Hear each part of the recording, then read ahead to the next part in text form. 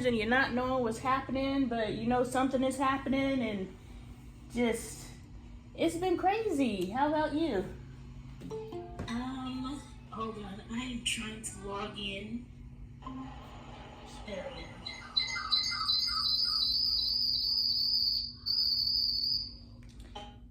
Okay. That is likely to reduce us getting kicked out. Awesome. Good. All right.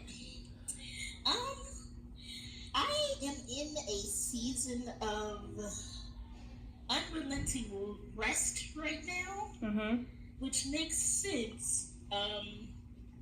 During the pandemic, I burned myself out really, really bad.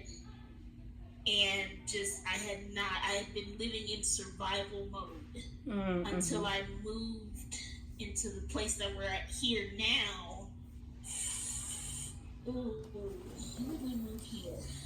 At the beginning of 2023.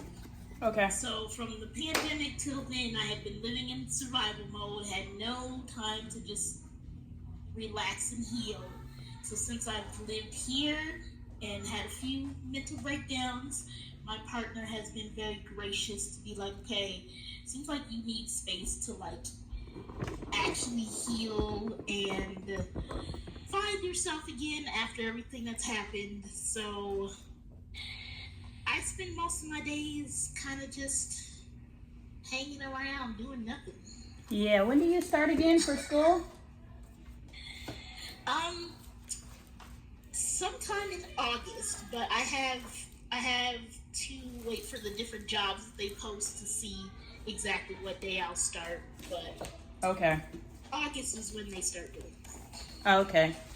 Yeah, I will head into the classroom. Well, I'm a sub, so I have heard that like teachers are absent the first day of school sometimes, so they could need a sub up until up to the first day of school. But yeah, it'll be interesting to see what my schedule looks like. But they do offer an incentive for showing up 5 consecutive days, so that to me alludes to they're gonna need subs.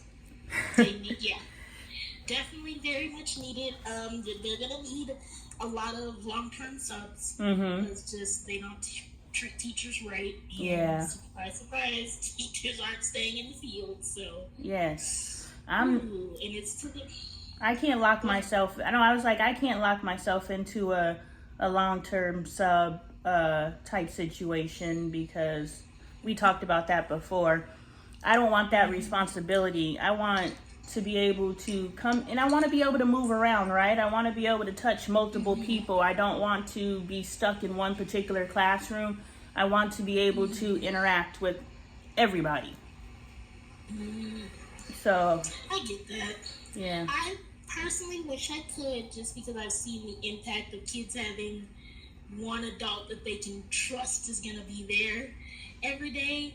But I also feel like God is putting me where I'm supposed to go. Period.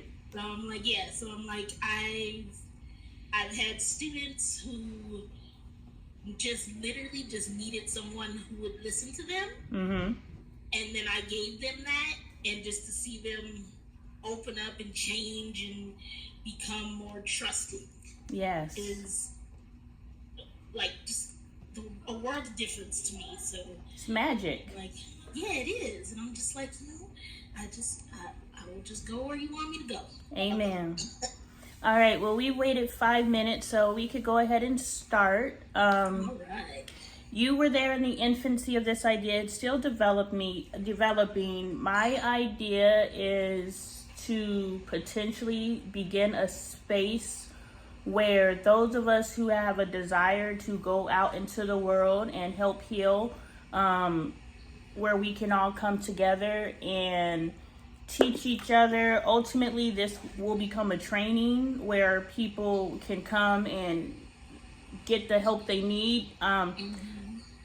The helpers who help, not the ones that we need help too, right? But we know we're here to help.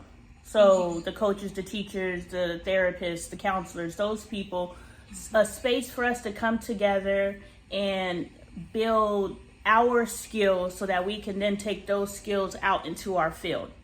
Heck yeah, I like that. Yes, and ultimately the idea is, I'm not sure if we'll invite people in to observe our conversations, and maybe that's a way that, you know, we have potential clients come in from that space where they're seeing us in our, you know, in our element, and they're like, you know, I want to work with that person, and so then they can contact us. I'm not sure where this will head, but it has so much potential, right? Yeah, it has so much potential.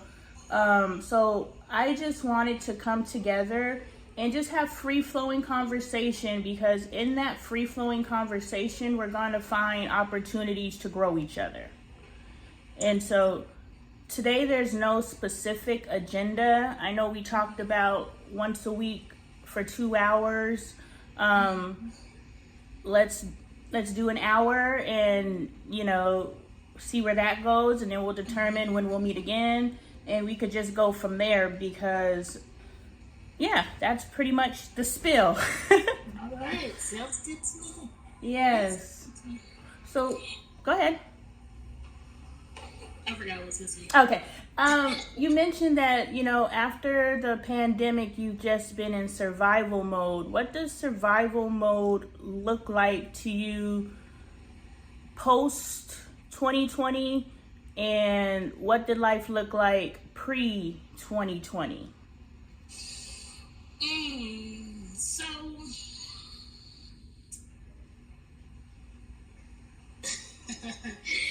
I went through quite a few strange phases, actually. I think to accurately represent what that might be, I would have to go back to 2016. So that's when I graduated from college, but I almost didn't. And it was because I was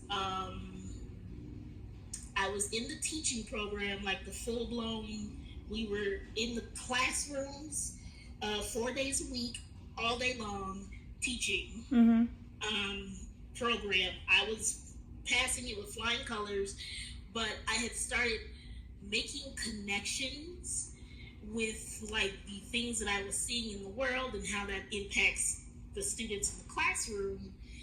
And it just got to the point where I was like, oh no, the public school system that I like really want to be a part of is a huge tool in the oppression of these children, and just letting them slip through the cracks, not caring about them. You know, it's just about these standardized tests. And it's sent me into this depressive spiral, because teaching is literally the only thing that I've seen myself doing my whole life. So then I was like, well, what am I gonna do now? And I, like, the week of finals, again, passing my class with flying colors, I dropped out of all my classes. I was like, no, I don't want to do this. I don't want to be a tool of oppression. I don't know what I'm gonna do, but this ain't it. So I dropped out. Luckily, I allowed my counselors to message me. They're like, whoa, don't just let drop out. We can help right you. There. We can help you. Yeah.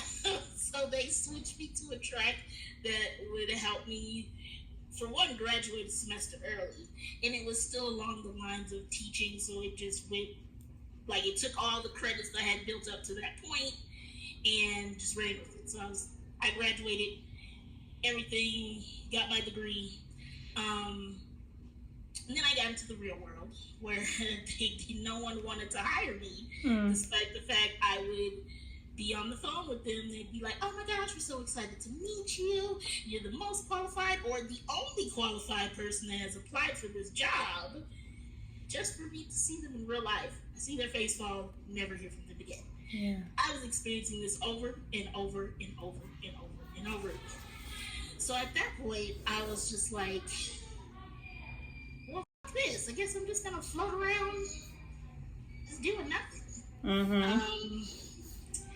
Within that depression, I had also developed so I always had a very high sex drive mentally, but because of my Christian upbringing, I was afraid to do anything about it until I became depressed, and then I was like, you know what? I do what I want, and started just having sex with whoever.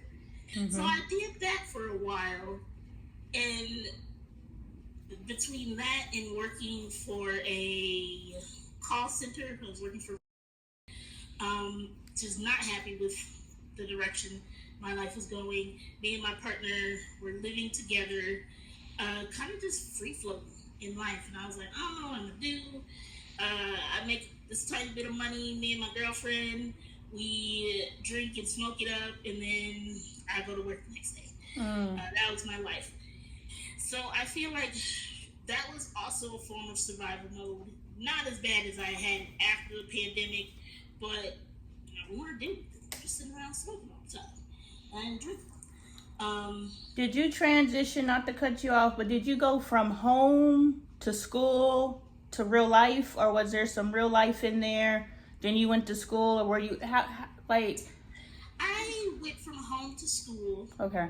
But I didn't stay on campus, and my mom pretty much drove me to Arizona, dropped me off with bye, and left me. Left me and my 16-year-old brother. I was 18, my brother was 16. He had gone to a military school and graduated early because he wasn't behaving in regular school. For some reason, my mom thought putting him in Arizona with me would work. So I had some experience with like real life. Like I was paying the bills myself, and it would have been me and my brother if he had been acting right. He wasn't acting right. Got himself arrested. Got kicked out of the apartment, and my mom. It was just a whole big old mess. So I like kind of experienced life. I asked because, not to cut you off, but I was just asking because it almost seems like going out and you say see people's face fall when they see you. Like, did that just start happening when you went into the education field? Was that a life experience? Like, no, because, and I noticed before, when I was 15, that's when I started being a preschool teacher. They trained me at my high school to do that, and then when I was in college I had work study, which they had jobs in elementary schools. So it was a thing of these schools didn't have to take a chance on me. I had money coming and they just had a volunteer come into the classroom. So they were happy with whoever was showing up. I didn't start to notice people's face falling until 2016 when I graduated, and then people had to really take a chance on me, just me by myself. Okay. So we can assume that, can I use the word discrimination? Yeah.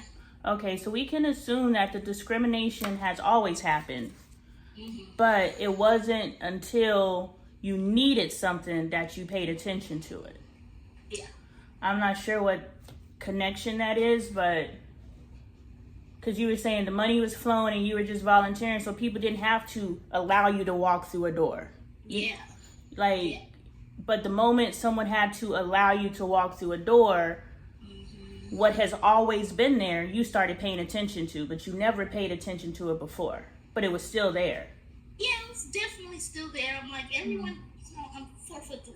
You can tell. The kids can tell. Like, my first day in any classroom is literally just kids. Are your students taller than you? What grade? Some of them are. Yes. My baby is 6 now, and she's getting up there. So Oh. like, yeah, they are. But they also, like, I think that's what people underestimate about me. Oh, well, she's small. She's not. No, kids. If you're playing a power game with kids, you're gonna lose because it's way more of them than there are. So do you? Go ahead. So do you think they associate? So that's a good question. Do you think that they associate your height with your ability to manage a classroom? Yeah, I think they do. Versus I've had classrooms of 48 kids, and I'm fine because it's not about my size. It's about my classroom management skills, Yeah. my relationships with my students, knowing my students. So here we go. Size. It's not about your size. Not about size. What is it about? It's about your relationship. Mm-hmm. It's about classroom management. My professional skills that I was taught in college. Professional skills. All right. So, and then recommendations. I'm sure you're spoken highly of. Yeah, and I'm like, I had all of my recommendations, my, my mentor teachers, just mentor teacher, they were ready to vouch for me. Yeah. But it wouldn't even get that far. So this is just something you can take into your future, because you already know people are going to discriminate against you. Yeah. And so when you go in and you're like, I understand that you're probably concerned about my size and how that may impact my ability as a teacher, but understand that size does not matter. What does matter is my credentials, my ability to develop relationships with these children, my classroom management skills that are, above standard, exceed standard. Not only can I manage a classroom of 40 plus students, which I have done successfully, but I also manage classrooms virtually. And I don't know about everybody that taught during the pandemic. Y'all know a virtual classroom is a whole nother beast, so it's about my professional skills and my credentials, and it's about my recommendations. So I ask you, call them on their I ask you to just consider those things and consider how I am an asset versus what you may be thinking could be a possible issue. Yeah, and drop that bug on their ear, and I bet you'll start getting calls, because if you check them. I feel like I will. The last time I interviewed in person was 2002, 2002, I believe. Mm-hmm. And I didn't do that. But at this point, I'm just like, I know why I'm not getting calls back. Yeah. Not me guessing. I know why. I might as well bring them. We know the elephant in the room. Yes. I'm small, and I came in. Now I have a walker that I didn't have before. Yeah. So I'm like, this is a thing. Yes. But yes. It does not hinder my ability to teach. Yes. I would. And just do it in the most non-inflammatory way, like the way you just said. Let's address the elephant in the room. I'm 4 foot, 4'3". Mm-hmm. Yeah, I'm 4'3". I walk with a walker. We're there. Okay. Yes. Make them laugh, and then it's gonna move. Look, like you said, I'm exactly where God wants me to be, but also it gives you an opportunity to have a voice. Like, y'all don't get to treat me any kind of way. Like, I'm a human too. I have value too. Y'all don't get to look at me crazy simply because before it was your height, it was your black skin. Mm-hmm. Before it was your black skin, it was your gender, or maybe it might be the other way around. But what I'm saying is, they're gonna look at us crazy for any kind of reason. Literally. Yeah. So, just call them on their shit. At least at the end of the day, you be like, at least I called them on their shit. They call me or not, I let them know. Y'all better check y'all's biases. Y'all in here y'all in here are responsible for teaching children. Yet you guys are discriminating against me. That's wild. Yeah, I'm like, just yeah. Who would you hire if I was the only qualified person that applied? Yeah. All right, drinking and smoking and straight West Coasting. I'm listening. Yes. This is where we left off before I interrupted you or interjected. Oh, okay. Yes. So then I got pregnant. That completely changed everything, because before I was just content to just float around in life. Mm-hmm. But then once I got pregnant, I was like, okay, I've always been that person that I wanted to be a parent, very much so. And I knew I could never get an abortion. So even though it was a case of like, I didn't know who the father was, I let everybody know, let them do what they were going to do, which, men, they were all just like, yeah. I got a bunch of people that I'm like, you ain't even the father. Chill out. Block me. Yeah, that's crazy. So I have a good idea who the father is, just looking at her features, but I've never done a DNA test or anything like that.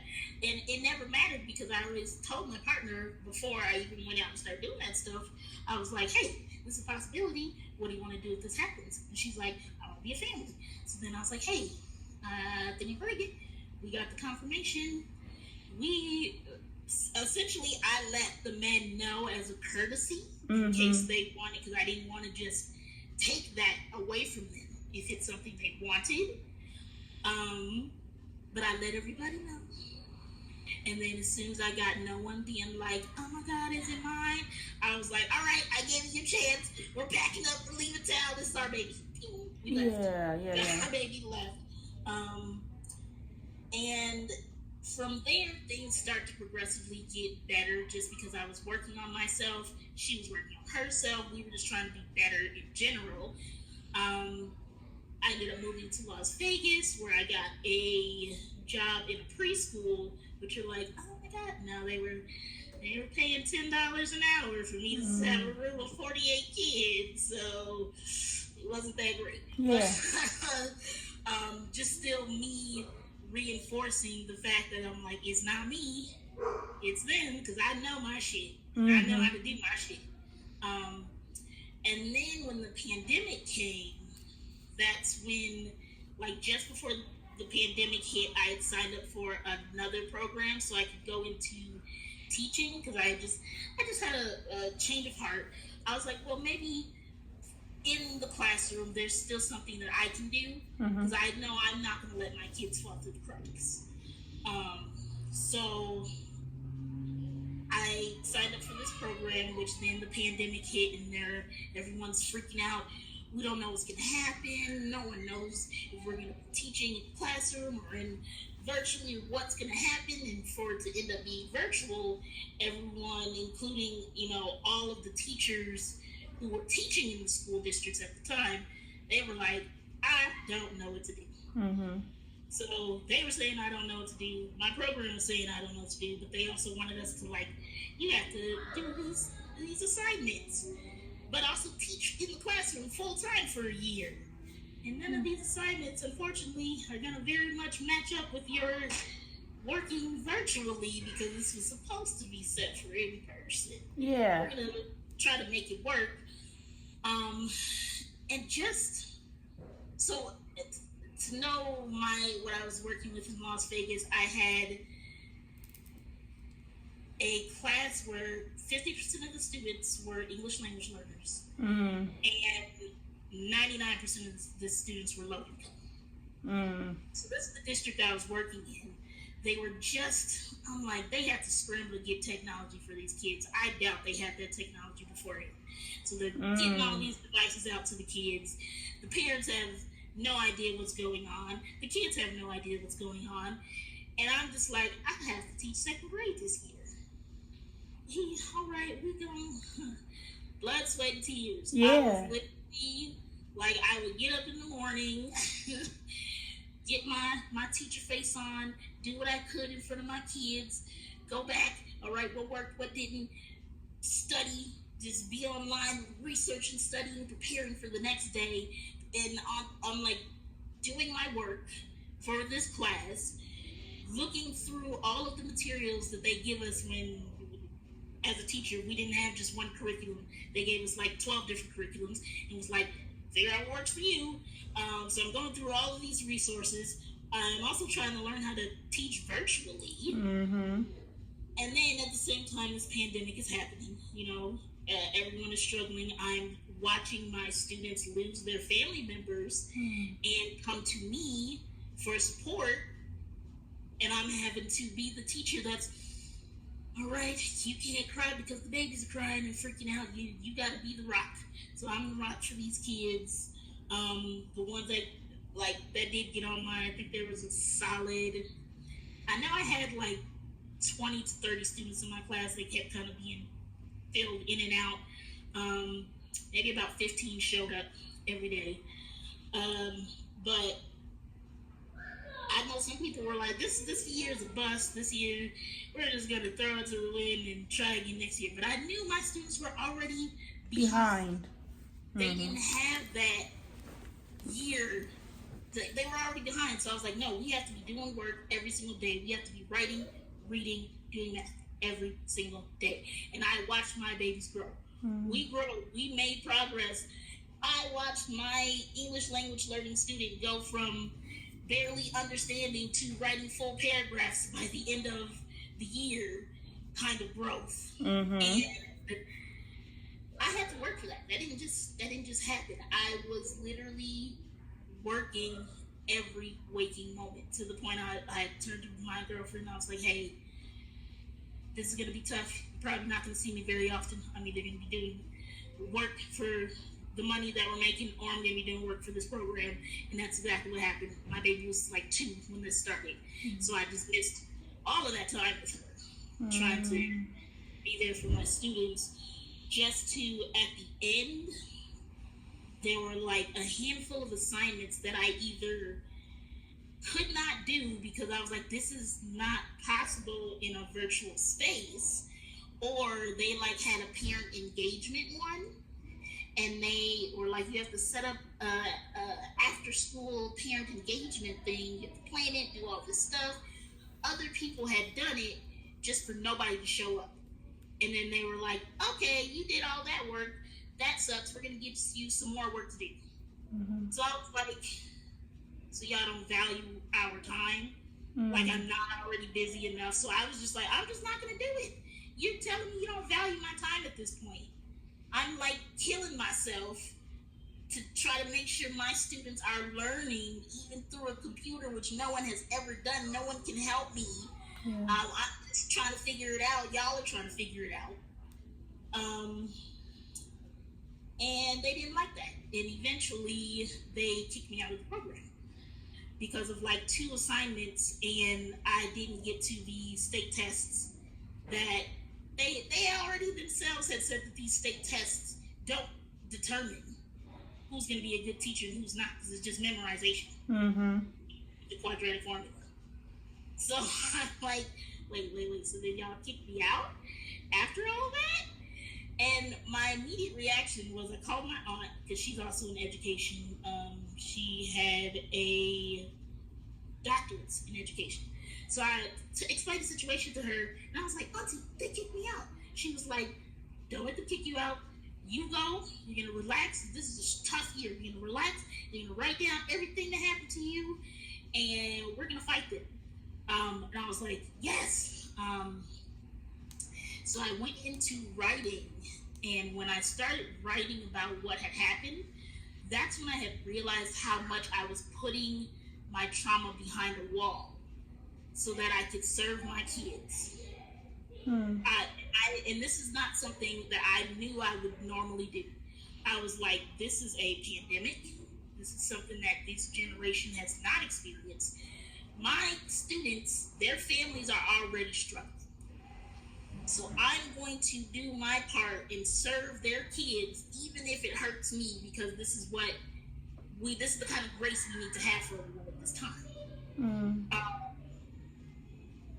But I started remembering all the things, and it really sent me into this spiral. I was like, wait, this happened, and this happened, and this happened, and this, and then it just weighed heavily on me so bad. To the point that I had become catatonic. Like I found when I had become completely overwhelmed with emotion, I just shut down. So I'm just staring off into the void for hours, not saying anything, not doing anything, just sitting there. My wife was trying to come by, hey, maybe you should put on a movie or something. And I'm like, sure. But I'm just staring off and crying, and I just had nothing. And then my aunt got diagnosed with breast cancer, so she couldn't help me anymore. So it ended up just falling to the wayside. But I was like, I don't really care. I'm not trying to fight anymore. Everything sucks. I'm so tired of fighting. Everything sucks. But I still had to get it together enough to at least get a job, because I'm the moneymaker in my family. So that's when I found the job that I have now. But I realized I was wearing this mask for my students, and then the second I logged out, I would go back into that kind of type of catatonic state of just I didn't know what to do. Didn't know how to heal from that. I had to keep going. I had to keep working. We ended up having to leave our home. I know during the whole time of the pandemic, we had been having issues with our water. So at some point, our water was just, we had to shut it off. We could turn it on once a day to flush all the toilets and shower real quick, and then we turned it back off. And then we lost the hot water. It was just a whole big old mess. So I'm dealing with life, school, work. And I'm just like, and then at the end of all this, I had nothing, which I didn't have nothing. I had, one, confidence in my own skills. Because I'm like, this whole, I, to the best of my ability, killed it teaching virtually. With no direction, no help from anyone. These are all things that I had gone and researched. I did hours of research. I did, test runs with my kids and going back to the drawing board. So I came back with this confidence in my own ability to educate and be a teacher and find the resources that I needed. But that was about it. I was like, I don't have a job. I don't have a teaching license. This sucks. So then lost our home in Vegas, came back to Arizona. My physical health was declining because of being stuck in the house for those years. I already, my disability already made it so that COVID was a really big concern for me. Mm-hmm.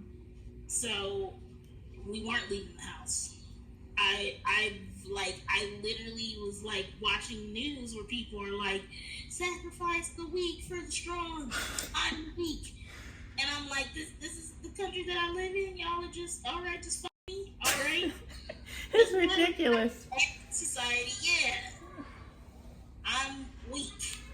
So I'm having to process all of this and not doing a very good job. So I'm just surviving day to day, not processing anything because I don't have time. When we stayed with my baby was 3, turning 4 by that time. She did not understand the change from the last time she had seen me in 2019 to the physical change that I had where I'd gained a lot more weight. When I went to Vegas, I had tried these 2 pills to help with mental stability, and I found them, yay! But one of them caused excessive weight gain, and on a 4'3" frame, 50 pounds is a lot. This is why I had to start using a walker. And then it also took away my ability to work in the preschool that I was working at. So she didn't understand that progression of my disability getting worse. So all she was just thinking that I was just being lazy. Whereas she's like, before she used to do all this stuff and blah, blah, blah. When you say your baby, do you mean your child or your spouse? My child. Sorry, I okay. don't call my wife baby. Okay, I'm with you. So yeah, my child. So I was facing in her home. She she thought I was, I don't know, I was trying to get them to take care of me, even though I was the one with the job, paying for stuff. I've lost track. You said Yeah. Someone did not see you, and then when they did see you, you had gained weight. Okay, I heard my baby, and then I heard when she saw me. I was like, this is a lot processing for a 3-year-old. I was like, you got a dynamic superstar over there. Yes, my baby, she is, well, for one, she is like the charisma that you might see coming from me. She's got that times 12. Yes. Has since she was an infant. Okay. So yeah, she's just rolling with the punches. And it helps that, like, what I'm finding out, like reading other people's stories, like even when people live in these horrible war-torn countries, they're like, but my parents loved me, so I felt safe. And I'm like, I think that's what has helped her up until this point. She, like, we have been moving and been homeless. She didn't know we were homeless, but we were homeless. And as long as we were there to love her and make her feel safe, she doesn't feel that impact really. But we do. So we were living with, and all I would see is me, you know, in front of the camera, hey kids, and then afterwards just, and decided I was a manipulative bitch. So we had to leave and moved in with my who her is amazing, her amazing, but alcohol does not very nice things to people, and they were both very actively drinking when we lived with them, and it was to the point that she knew what would happen with the two of them drinking, so she would have to stay up to monitor, make sure stuff didn't get too crazy. And it really did at one point, like literally, one of she has a severe mental disability, so she attempted to harm herself, had cut her wrist and had blood all over the kitchen, literally had scooped up our baby and moved her to the other room right before it happened. It was a very tough place to live. On Christmas Day, she had another episode. Luckily, she didn't hurt herself, but she ran away and we were looking for her. So it was very, a lot of turmoil living there. And then her was sadly putting the blame for the one, what she was doing on us, as if, you know, us being here was the problem. So then we were like, okay, well, we gotta get out of here too. So I gathered up my little monies, was able to get this apartment that we live in now. We've been here for the last 2 years, and it's been a lot better. But then just, you know, getting here is when I was able to even finally, like, relax with it. And that's when I was like, I haven't done any healing from any of the things that have been happening to me over these last few years. Oh my gosh. So, yeah, I have.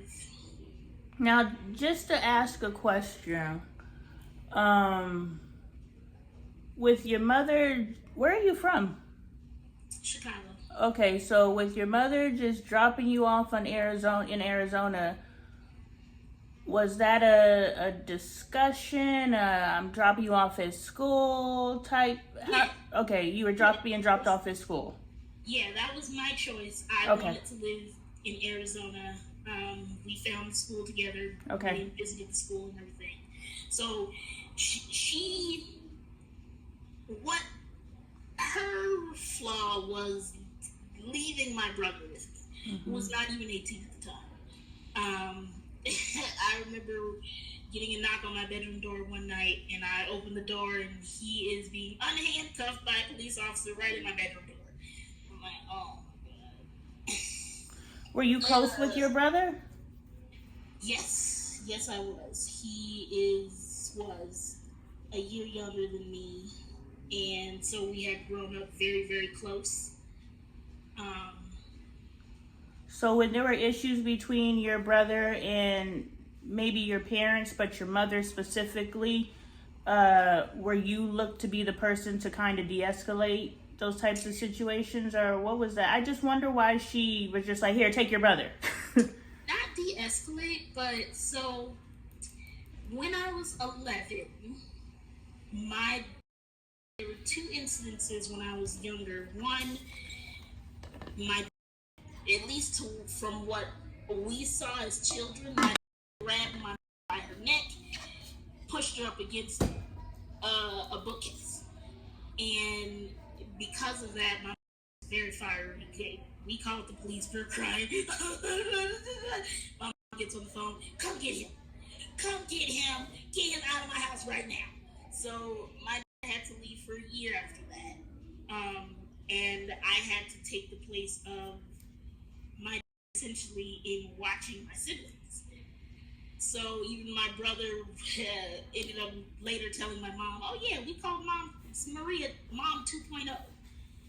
And that's I have to switch from being siblings to being in a more authoritative role with them.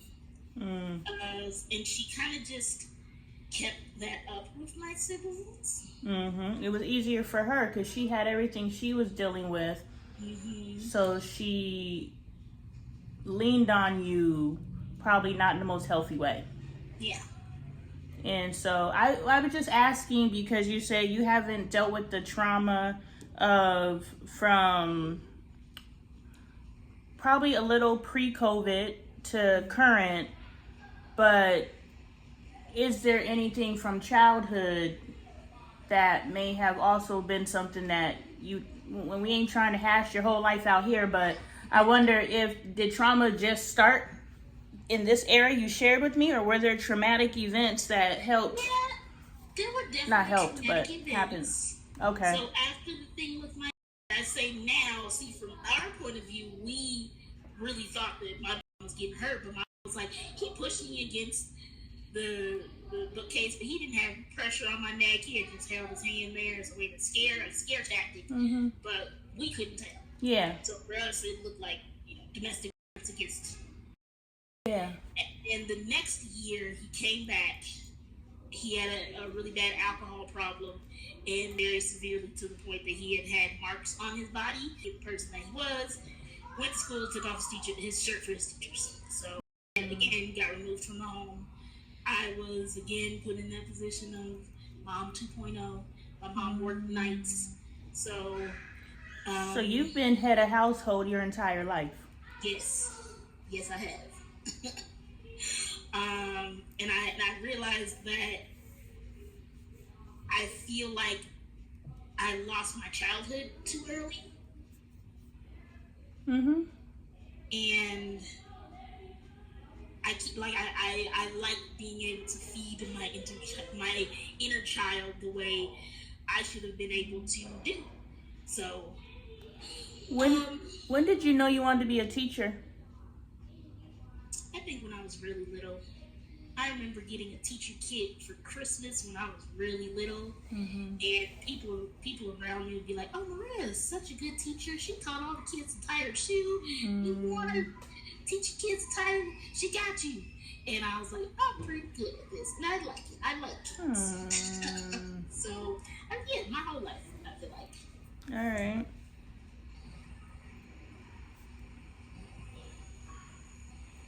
All right.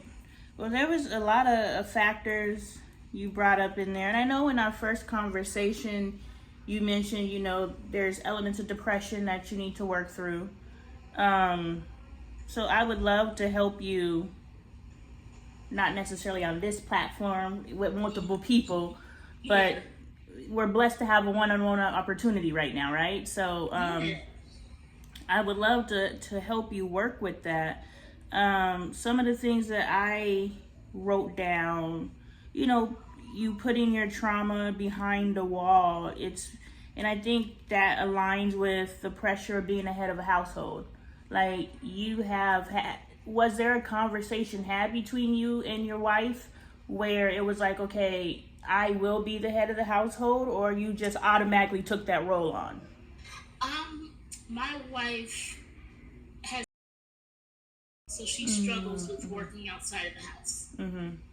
So it was always a thing of I would manage the money. I would be the one. Like, we went to college at the same time. I was the only one that was able to graduate. She lasted a semester, maybe. So I always knew that that was the role I was going to take, which is okay because those, I'm like, that I don't mind. Even as a child, my dad tried to be like, well, you're a girl, so you're going to have to be X, Y, and Z as a girl. And I was like, no, I don't. Your dad was saying as a girl, you're supposed to do these different things? Yeah, I'm supposed to be the wife and take care of mom. My mom, you don't even work. My mom works. My mom was the one that worked full time. My dad was a veteran, so he got, those benefits.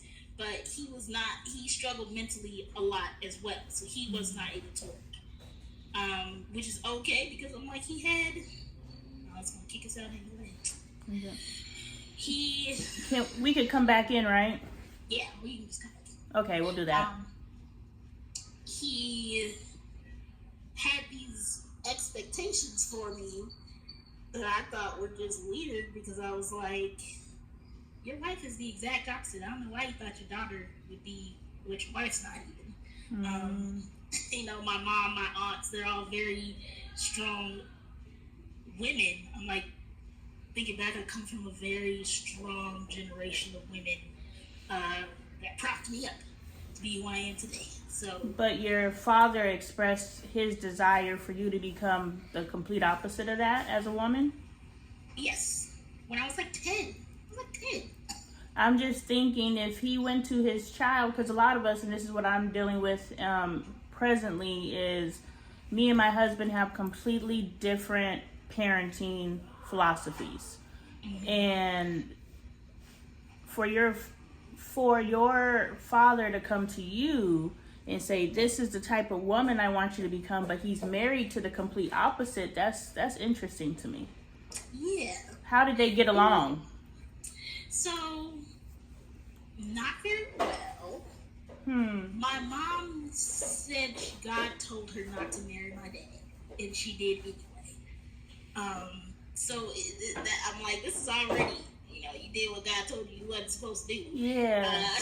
You're going to have to pay the consequences of that. And I very much feel like my dad was there out of convenience. He needed someone to take care of him. He knew having kids with my mom would secure his place in her life forever. And I even remember hearing him argue with my mom. He was like, if you kick me out, I'm never going to see any of you again. So threatening her to, like... Yeah, we were there for, he loved us. He did. But we were there to make sure he... kept a roof over his head. Yeah. Hey, I done slang a little cooch in my day, so shoot. Where we sleeping tonight?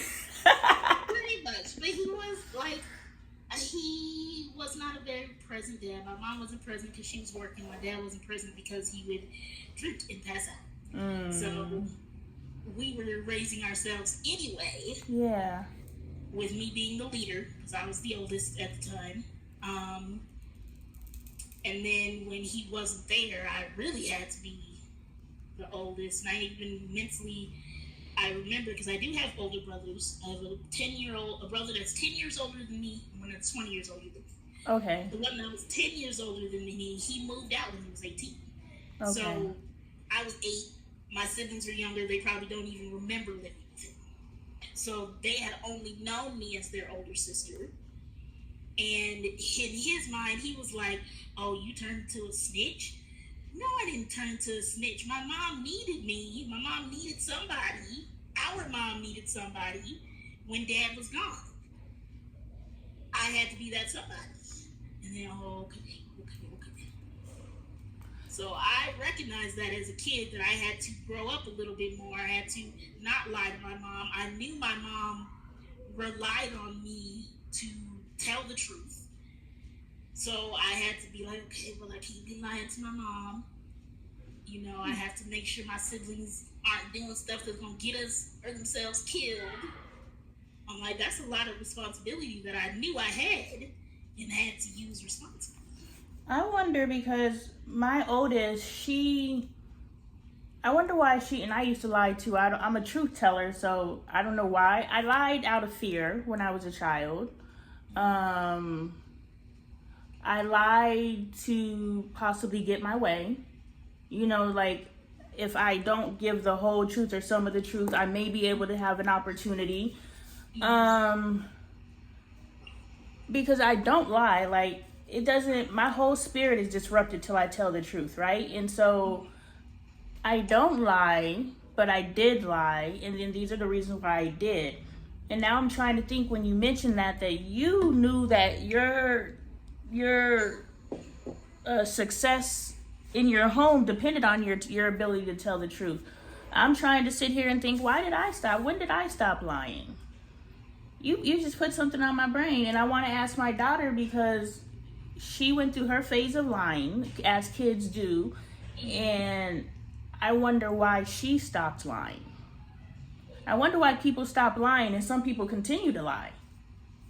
And it was really much just in that situation because what I did get from my parents, both of my parents, I can lie if I wanted to, and I'm very good at it. Yeah. I'm very charismatic. I can make, my dad was a terrible person, but he seemed cool when you first met him. So I got that from them. And it was very specifically this situation where me and my brother were, I don't even want to say messing around. Like he was trying not to do what he was supposed to do. And I was like, hey, Mom said we have to do this, quit playing. And we broke one of my mom's devices in that. And I very much wanted to be like, it wasn't me, it was him. And when I did that, I realized my mom believed me. She believed me fully. So then I was like, oh, okay. Some of that was my fault. Going forward, I can't be lying. I have to tell the truth. I have to do better. Because my mom really believes me, and I could really hurt my siblings if I'm lying to my siblings. Oh, so you saw the effects of lying. Yes. Dang, you lied so dang good. You were like, this is dangerous. Yes. Oh, that's crazy. So I just questioned, because you brought that up, not that you were in any form of manipulation, but you know that this is something that is naturally in you. You can be a master manipulator if you choose. I just wonder if your was picking up on that energy, because not that you're manifesting it, but because if she has an intuitive spirit of any kind, and if she's native, you already know what she has an intuitive spirit. I don't know, but I was just saying maybe she was energetically picking up on something. Like there's things in me that like I have the ability to, I don't lie to get my way, but I have the ability to get my way from anyone that I want to. That's just my gift, because I know how to move people. And this is just what God sent me to this earth to do, and so I can use that for good, or I could use that for really, really bad. Oh, yeah. Yeah. And it sounds like you have the same gift. And so it could potentially just be that was picking up on the energy, or she only has the language she has. So and I understand circumstances. I'm just saying the fact that she picked up that you have a manipulative spirit, because we do. I'm just saying, I might be giving credit where it's not due, but what I'm saying is, if we could just say, when you just said I have the ability to, I was like, well, damn, pick that up. Yeah, maybe. But for her, she's just really like, these are my always the right ones. So what she, in her mind, she saw serving me, supposedly hand and foot. Yeah. But she didn't see the before, when I'm working, doing all these hours, making the doctor's appointments and the phone calls and doing the housework beforehand. It took my really long time to be able to do her part of taking care of things. Mm-hmm. So I was doing all of the things before. Didn't see that I'm now depleted of energy. Mm-hmm. She just saw her taking care of me. Of course. Because, you know, and that's why I tell my daughters, I'm just like, I need to have a relationship with whoever you bring into this family, because just the way that this family is ran and she's in agreement, you know, and she could change later. She could do what she wants to, right? But I'm telling her my preference. Whoever she brings into this family, and this is for all my children, I need to vet them. The family needs to vet them, because we're good stock, right? Now, I'm not saying anybody else, but this family right here, we're good stock. So we're highly intuitive, right? And so we come into, or you bring somebody, my computer was saying something, I got sidetracked. All right, you bring somebody into our family, they have to be able to become a part of this family. You know, I don't want my children to bring anyone into our family that's at odds with our family. I want to extend our family. Oh, that's where it sucks, because I do extend their family. Like, it was a thing when I came in. The youngest one, she's 11 now, and she was like 3 when I first met her. And, you know, my ability with kids, I come in and, you know, I'm like, oh, hey, little kids. And my looking like, my baby has never liked anyone outside of this household. I got the gift. Yeah. So she had 2 younger kids, well, three younger kids that were underage when I met them. The 2 of them are now, one of them is like 24, the other one is like 19 now. But then we still have the 11-year-old. They have grown up with me in their life. They see me as a sister. Like, I like very much part of her family. I even talk to her because she raised her kids by herself. And I'm like, you know, if anything ever happens, I will go get her. That's the little one. I will go get her. At this point, her own children aren't the best, wouldn't make the best parents. So I'm like, I will go get her. Me and will take care of her. You don't have to worry about that.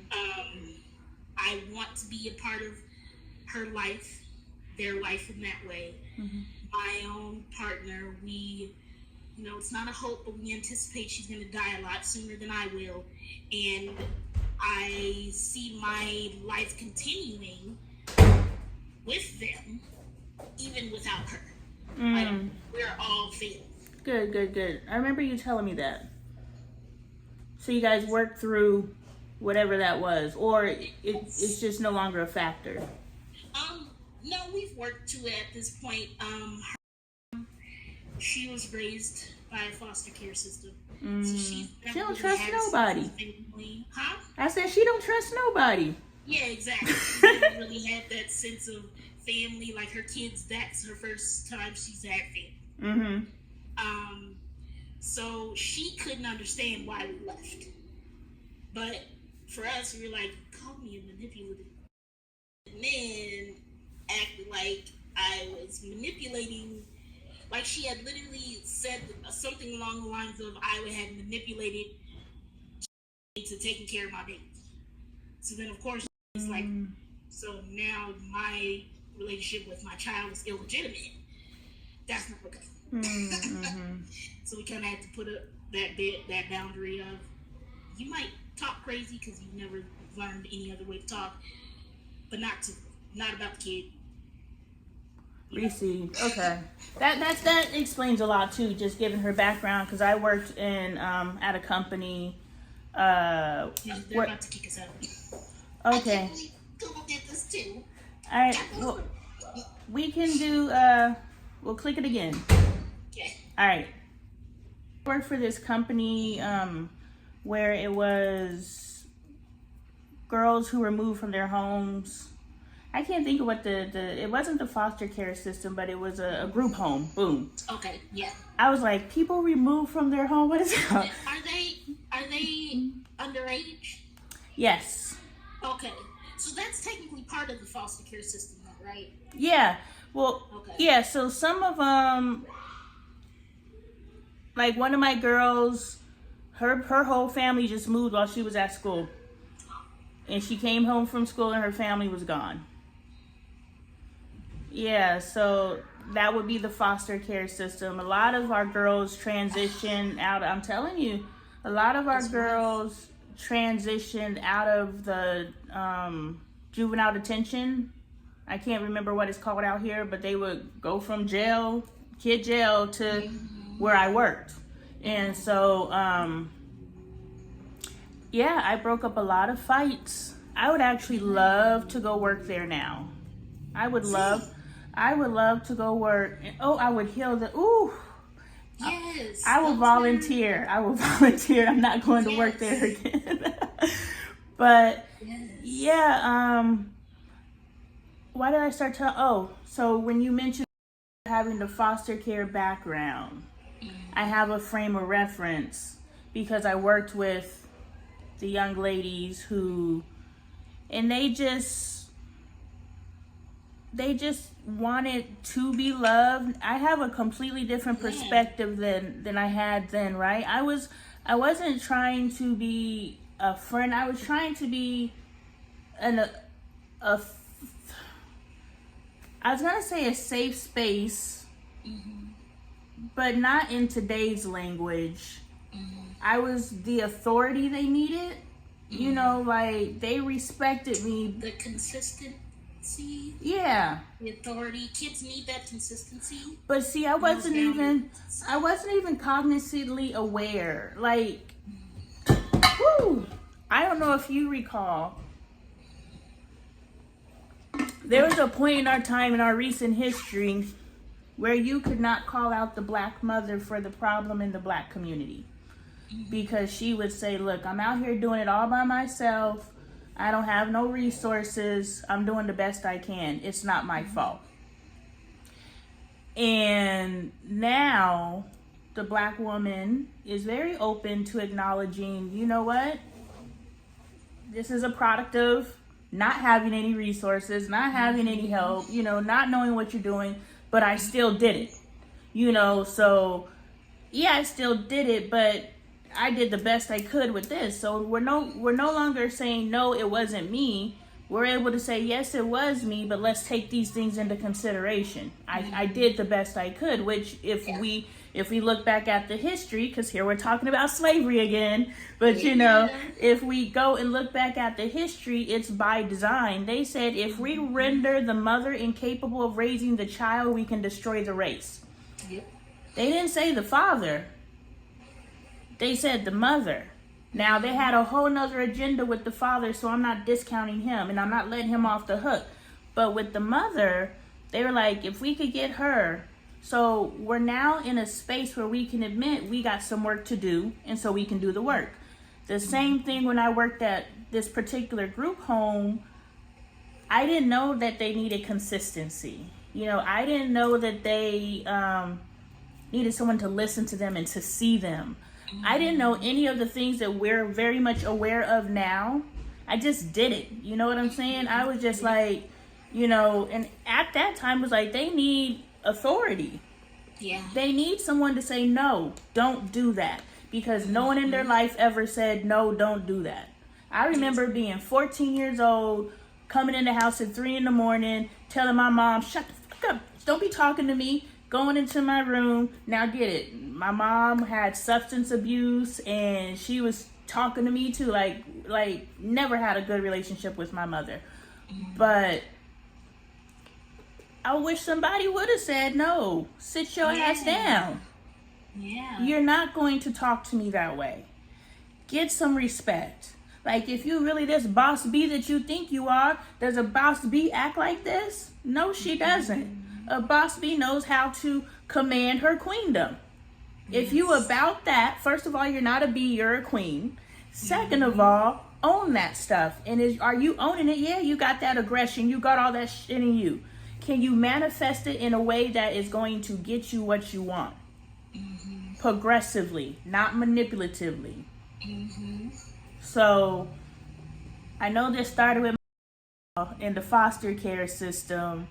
But, you know, knowing what I know now, I would eat that job up. I already ate it up, right, Miss Maria? Yeah, right? Right? We can look back at us X amount of years ago and say, man, I would eat that up now. But hold up, we ate it up when we was in it too. That's true. I'm like, I didn't have the words for what I was doing, but I knew that I had to be doing this Something.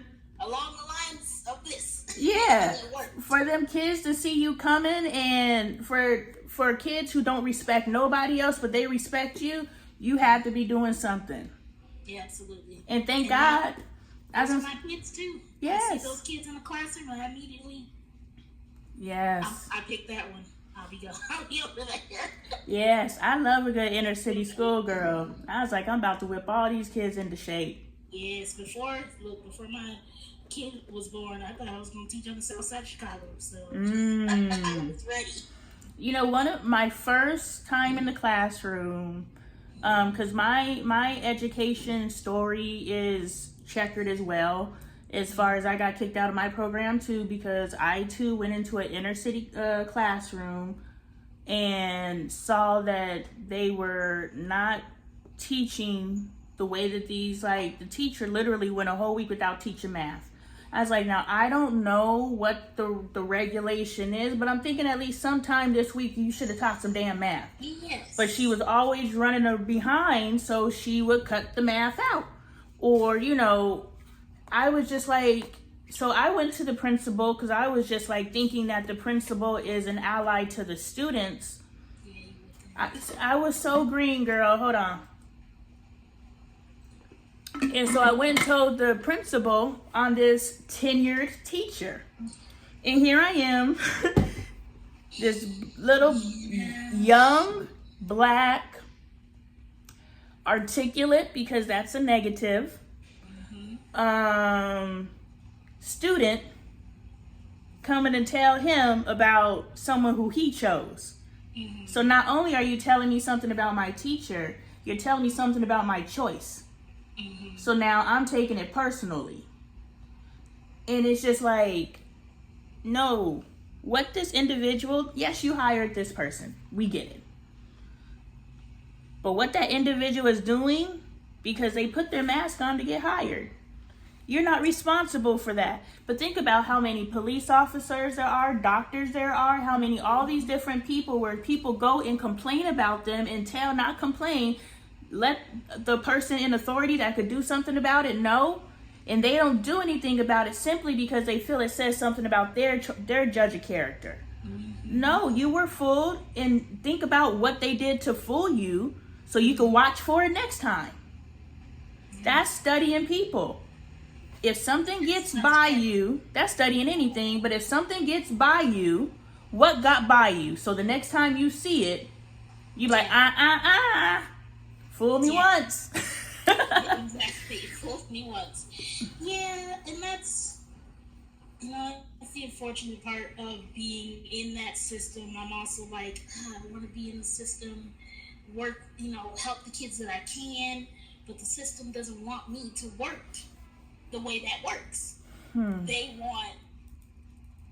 have their own agenda that is never in the best interest of the kids. Miss Maria, and I know I tend to speak too soon, but I also believe in seed planting.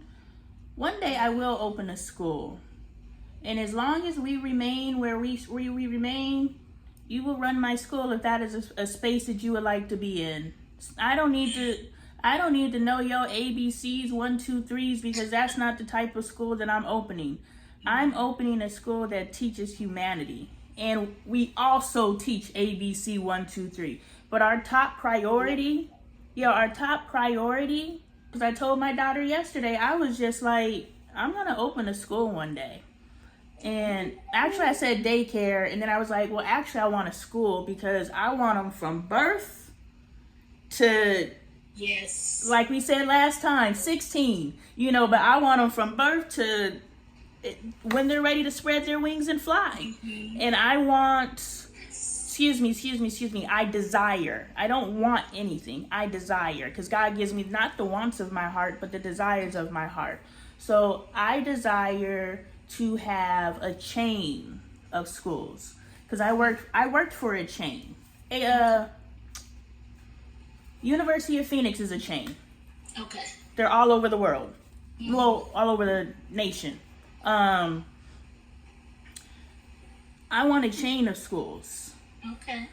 Because you are telling me that, one, your curriculum game, like, yo, I know I know the book backwards and forwards. I could teach that in my sleep. Like, you said some kind of technical term about something about when you take the test, and you said some kind of technical term. I was like, I don't remember none of that stuff. But you, I was like literally trained to be a teacher. I can tell when I'm talking to people. I'm like, oh, that person's just a substitute, and that person is a trained teacher. Yeah. And so, I don't know the jargon. I'm a teacher. Like, I took the test and passed it by the hairs of my chinny chin chin, but I passed it.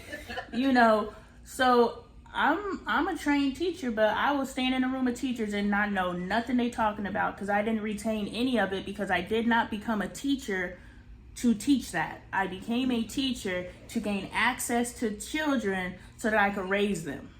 Yes. And I know that now. I want to do as well. Like, I've always seen myself as being a part of the community where kids can come to me and I can be that whatever they need. It was mom, grandma, auntie, big sister, whatever they need. I want that for them. A true resource. Yes. Yes, and that's my aspiration. So yeah, I tend to speak too soon. But whether you do it with me or you do it by yourself, start a school. I do. I want my own, at least micro school. The studies are showing when the kids have the same teacher every year, they do better. That's a micro school? That's how I would want to do the micro school, because I know some people still do the first to second, kindergarten to second grade is this cluster, and then third to fifth grade is this cluster. But it makes sense that when you know your students, you can teach, but when you're getting to know new kids every year, it's like you get to know them for a little bit and then they're gone. Then they got to stop keeping these ancient ass teachers. They got to stop keeping these ancient ass teachers, because if my kid is stuck with you for well, I'm like, that's not, we can't keep any teachers at this point, so they don't even have a choice. Yeah, so that's why it is about to get worse. I talk know. about defunding education, and I'm like, I'm sorry, have you seen some of these schools? Where the funds at anyway? They ain't gonna defund it. Okay, so we're just not gonna have any schools. It's gonna be rough in the next few years. That is me. I have the spirit of, like, God tells me when things are going to occur and to prepare. I'm not worried because my kid doesn't go to school anyway. So I'm like, my kid's gonna be fine. I'm worried for the world, who's then, like, where their kid's going to go. We saw what happened during the pandemic. People can't teach their kids.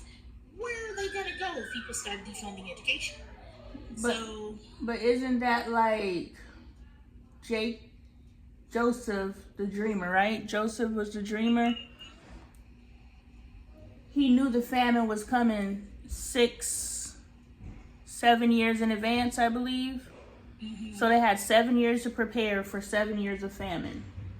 So yes, and I'm like, I'm preparing, and I can already see it.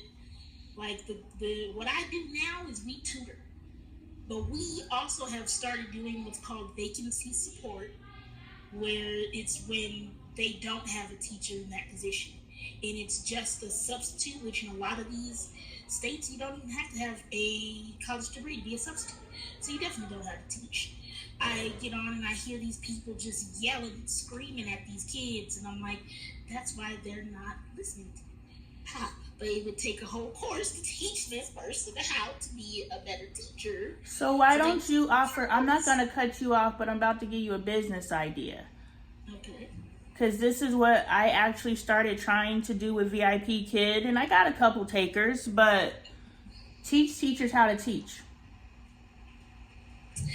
That is something you can do. I know you're afraid of adults. Just sit on this. Like that's the. Just sit on this, because they're coming to you as a student. They're not coming to you as a peer. They're coming to you as a student. Mm-hmm. So there's nothing to fear except for this is an adult child. Yeah. And districts will pay you very well to teach their teachers sitting in this little square how to teach, how classroom management. There's people already doing what I'm telling you to do. You are called to do it. And this is another way in your position as head of household, and that will, because that weighs heavy on you. And now we're diving into depression. That weighs heavy on you because you have always had to carry a household. So no matter what that looks like, any type of instability in that fucks with you, because you are head of household. So now I am coming to you and telling you, you came to this earth to teach teachers how to teach, as have I. And you sitting here, I'm scared of adults. Well, just like who? Your mama said, God told me not to marry your daddy. God is sitting here telling you that what I'm telling you, I'm not asking you to reinvent the wheel. I'm asking you to enter the industry that you know you came to this earth to enter. And are you going to not listen to God because I am God's messenger? Are you not going to listen to God, who is telling you, when you sit down and write down and you think about the desires of your heart, you see God told you in X amount of time a famine's coming. You know. And you said these teachers ain't ready for this. Get them fucking ready. Get them ready. All right. I know a woman, and I don't know, cost-wise, I'm not going to offer her service. Once we build our community, then we can just barter. But, you know, she builds websites. You can go build your own little makeshift website. You know, we will get a team together where it could just be me and you.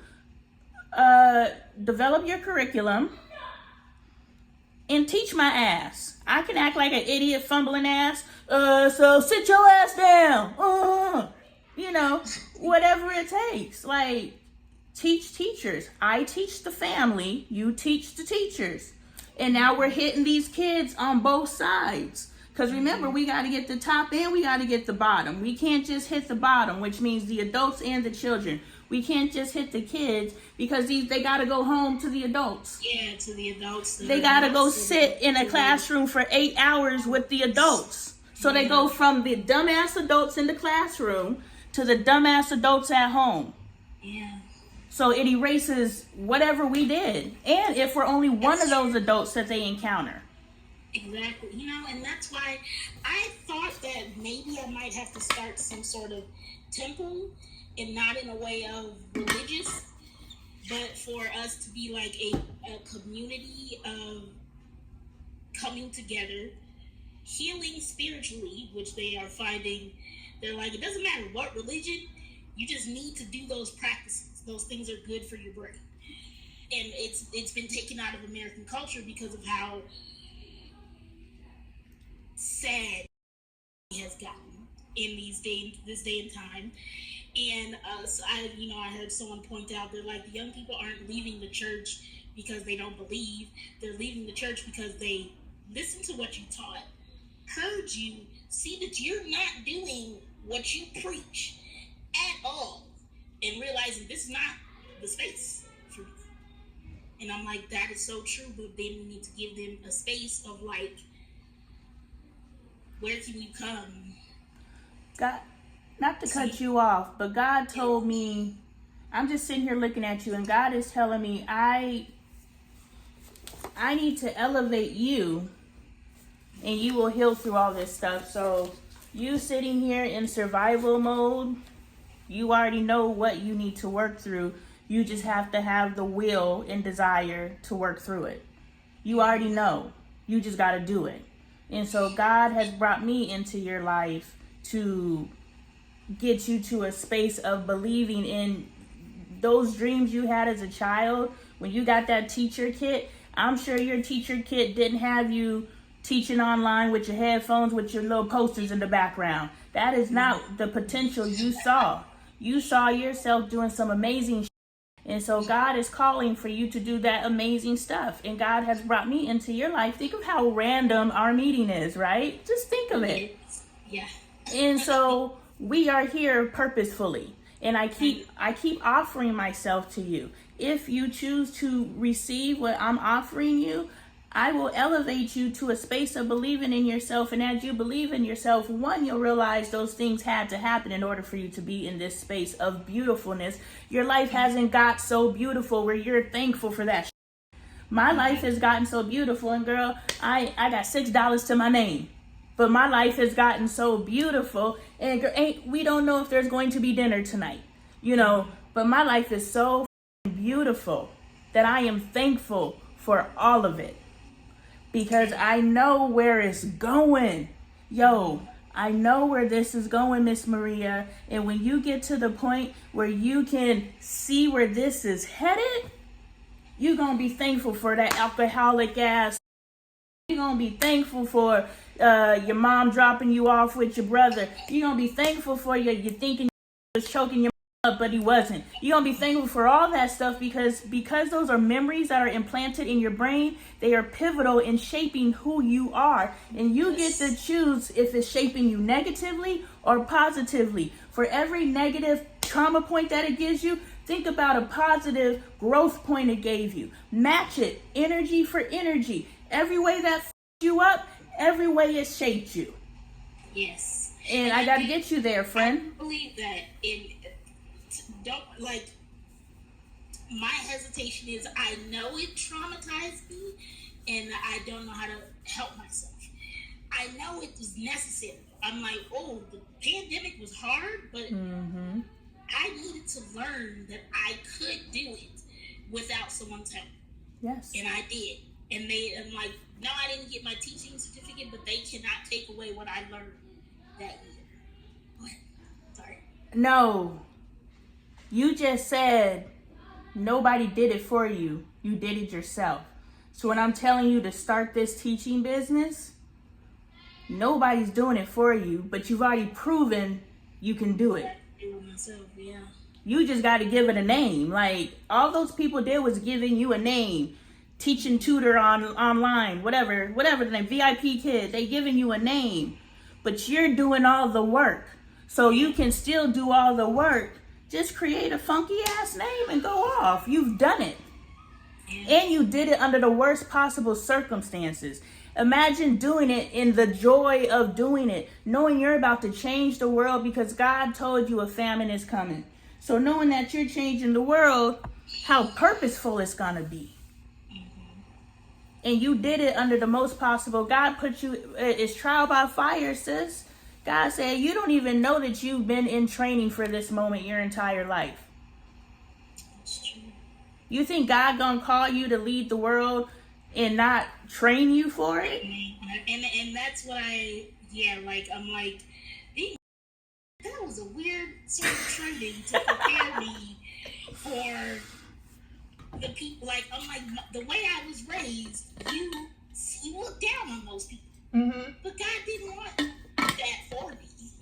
God wanted me to be a part of the people. So stuff like all those little things that happened to me, I'm just like, yeah, it was definitely preparing me for something bigger. I don't know what that bigger is.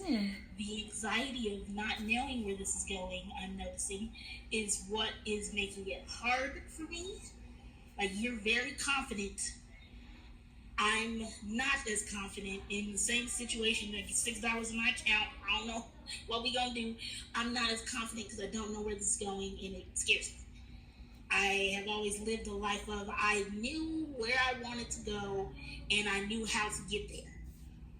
I just did not expect other people to put roadblocks there that didn't have to be there. You believe in equality. I can do anything I put my mind to. That's not a problem. And everywhere I go, no matter what industry I'm in, people are applauding me for whatever it is. I'm like, this is God said you will have favor with man because of me. I see that every day.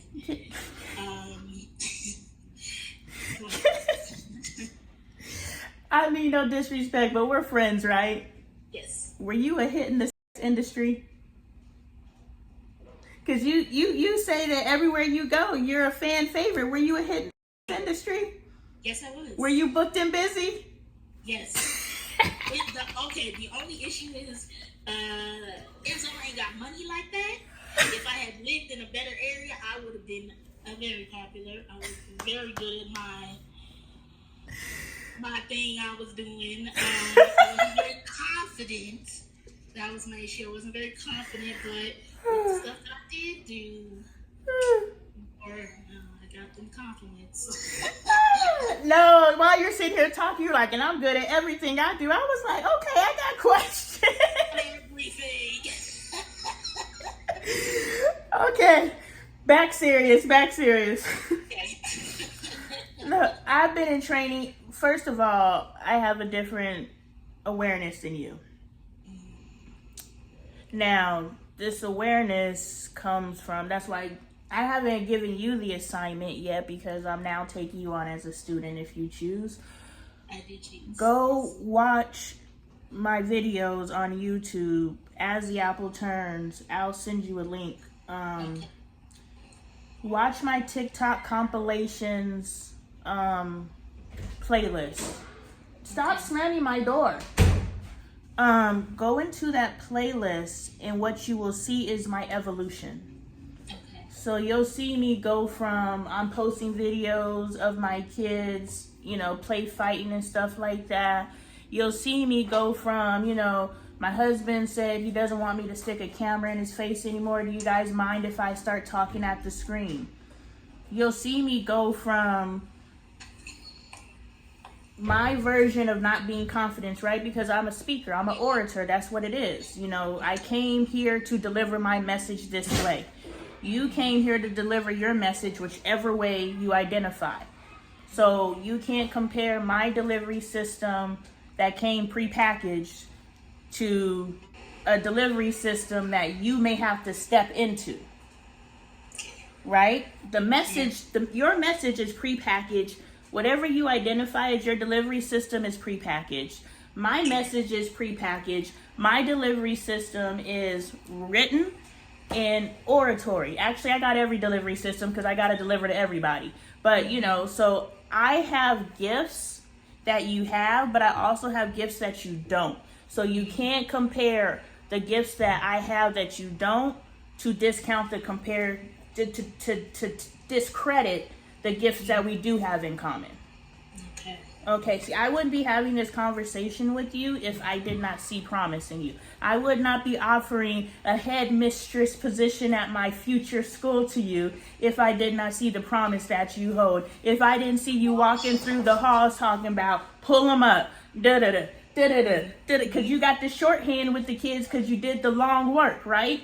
And so I see you in that position as I talk to you, and we ain't talking about nothing. We're talking about something, but I'm reading you the whole time, and so I have a different awareness than you.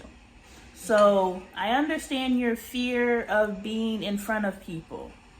And God is saying, get your ass in front of people.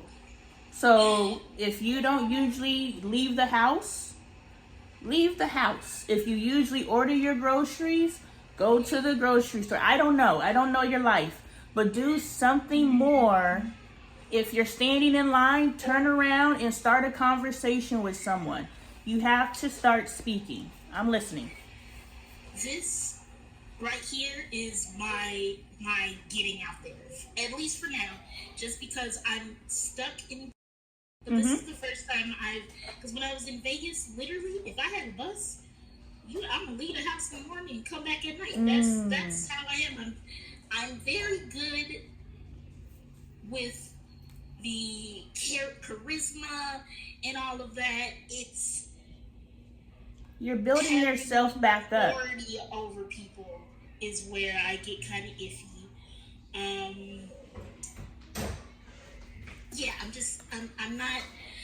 I don't feel like the best leader for adults, but I'm gonna say I don't feel like that yet. Because this is this keeps coming up. I'm like, people are like, you could be a supervisor, you could be working in the Department of Education, you could be a principal. Clearly, this is something people are seeing in me that I'm like, I might just have to step into it so I don't have to develop that confidence of being able to lead people. And where's your first? God just made the connection between your head of household position. That is your first space of leadership that you have been called. And so you must lead in other areas in order to solidify this position. So everything is contingent on your identity as the head of household. Okay. So in order for you to, because that's something that's at your core, son. Can you turn that off? Mommy's working. There's a difference between mommy being on live and mommy working, okay? Thank you. So that's ingrained at your core to be a leader. You are a leader. That's what a head of household is. You have led an entire family. You led your mother. You don't know it. But for her to allow you for her to hand shit over to you, Repeatedly? Yeah. she trusted you, which means she allowed you to partner with her, right or wrong methodology. She trusted you and you led her. You came home and you gave her a rundown of whatever transpired because you were a leader and she allowed you to lead. So it is for you to flip some switches because there's no longer limitations, okay? We don't live in the space of limitations. And I'm gonna allow you to pop your stuff, right? I'm gonna let you finish. But only a couple more sessions because this is new. So I'm gonna let you know how I work, but you're also showing me how you work. So I'm seeing how hard I can push you.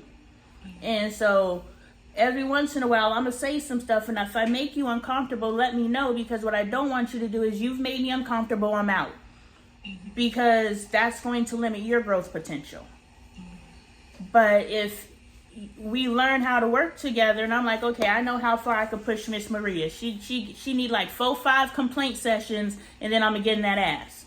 You know, and then there's other people who are allowed to be resistant for one session, and then I'm gonna get in their ass. And then there's some people I'm like, hey, we passed this stuff. No. You know, so we have to learn each other, because that's what a coach is. A teacher is different than a coach. A therapist is different than a coach. And this is why God has been having me watch all these sports shows. I'm like knee deep in these damn sports shows. Like, I think I'm gonna learn the game of football. You know, no, like it's wild. I'm like, why God am I watching all these dang sports shows? But it's because I'm a coach. I'm not your friend. I'm gonna come and I'm gonna whip your ass into shape. My methodology is figuring out, studying your ass, seeing what you need, bring it to your attention. You're gonna tell me how uncomfortable it makes you feel. And I'm gonna say, I don't fucking care. Do it harder. If it makes you uncomfortable, do it 2 times harder. Because the devil is busy. I don't believe in the devil, but I'm gonna use that language. The devil is busy.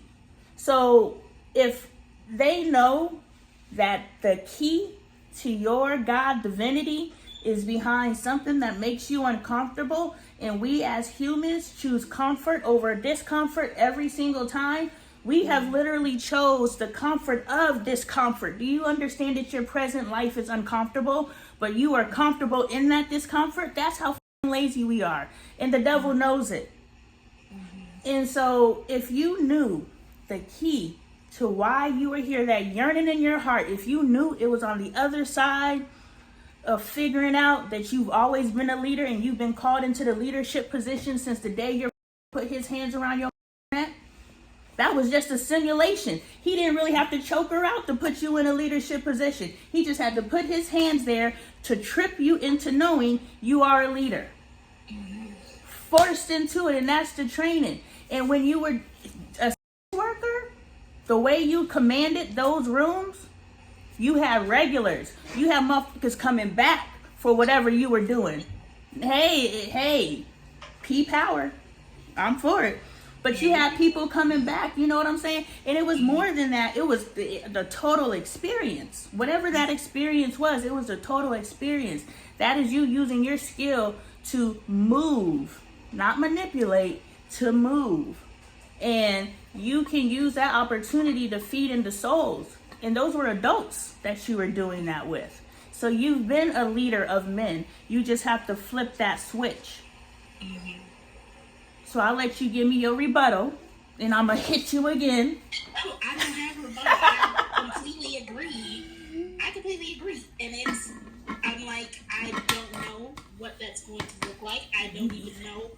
Like, I know what the block is. Mm-hmm. Being afraid to be a leader. Mm-hmm. I know that is a block.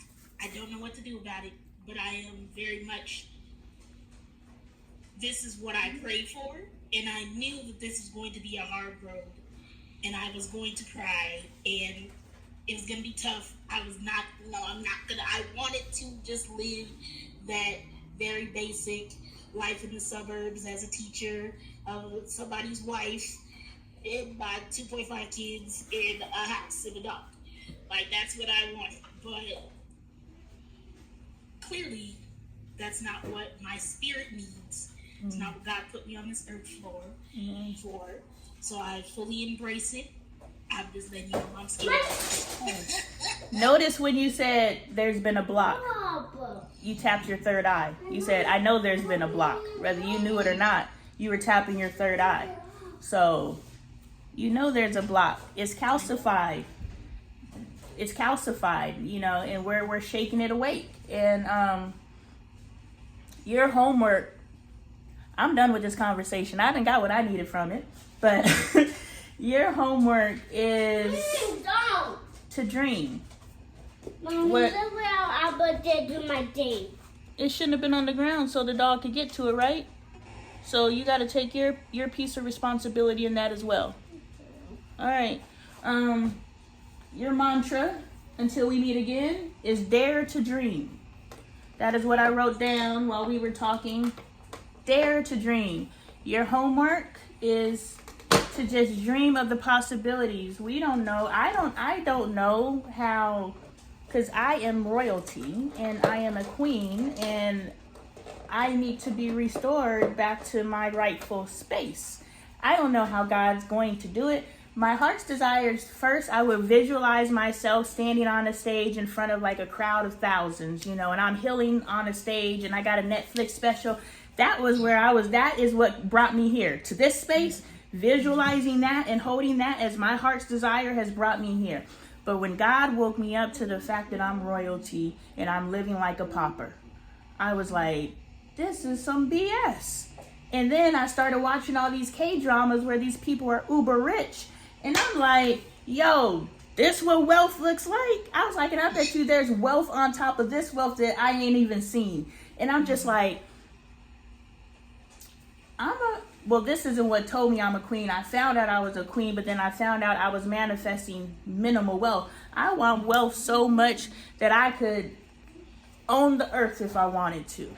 And the reason why I want to own the earth is because I can help so many people with that wealth. I can't do nothing with it, but if I can help someone or help a family where I can lighten the load on them long enough that they could dare to dream, that's it. They keep us at such a depressed state because if we could dream, that's why Martin Luther King was so dangerous. I have a dream, but he also was a tool. Because what were his dreams? I've never listened to the speech, but I wonder if I have a dream. So he's saying you can't dream, but I'm telling you what to dream for. You know, that's just like the school system. They didn't tell us we can't learn. They said we're going to tell you what you can learn. So I wonder if that speech is, I have to listen to it, but if we knew that we can dream ourselves into realities, Miss Maria, me sitting in front of you, I want you to receive this, what I'm telling you. Go watch my videos on TikTok and on YouTube.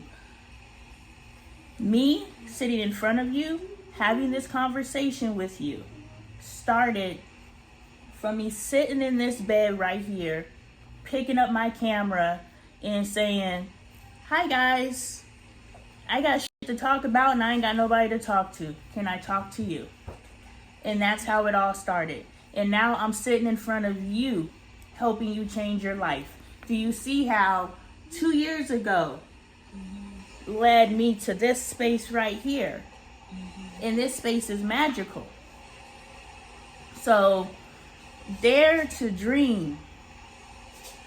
Dream about the great, just if your vision is just the ability to dream about that. I just want to believe again. That's it. Because the other thing that I wrote down while you were talking is you're building yourself back up. Because every time I say something, you're like, well, I used to be, or I'm that girl. And I was just like, but you're not her today. So we don't care who you were yesterday. Yesterday is yesterday. We want to talk about today. But you know your potential because you've been hurt. That's why I've been fighting for my marriage. Because we've been happy, so I know it's possible. How much effort is he and how much effort am I willing to put in figuring out how to be happy again? And you can become her again. How much effort are you willing to put forth? I can drag your ass kicking or screaming. You can jump off and say, fuck it, I'm staying where I'm at. Or I can take you, because every second that I have to repeat myself to you is a second taken away from me pushing you forward. Does that make sense? You're a teacher, so you understand. If you have to reteach something, that just took 15 minutes away from our next lesson. So know that every time I got to repeat myself to you is a second you just took away from your progress, and you know there's real progress here. We ain't playing no games. This is life changing, and we gonna talk later because I'm gonna need at least my 1%. You know, when you start making your millions, I'm gonna need my 1%. It is documented. I'm gonna need my 1%. But, you know, this isn't nothing to play with. So whatever you are struggling with, understand, boom, the devil is busy. Whatever you are struggling with is what you need the most. Okay, so any resistance, I don't want to talk to adults. That means that's who you need to be talking to. You defaulted to what's easy. You could talk to kids in your sleep. Don't take the easy road. You gonna be okay either way because you chose it. But you want to be okay, or do you want to be the head of household on your terms? And so you're being built back up. So you're building yourself back up. So you first have to get yourself to the space of that girl that you used to be. Do you journal? Yes. Okay, so tonight, are you writing down your homework? Yes, I did. Okay, so your additional homework piece is you need to write about the chick you used to be.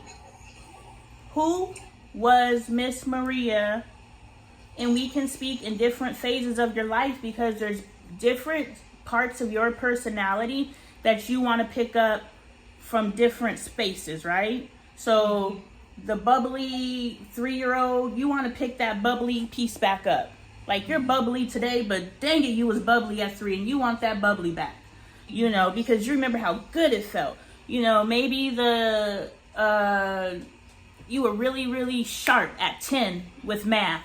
Now you want to be sharp about everything, but it was just math that you excelled at. So, but I want that sharpness back, you know. So think about the attributes of yourself from your earliest memory to present day, because there's good parts of you today. So we want to take those with you, you know.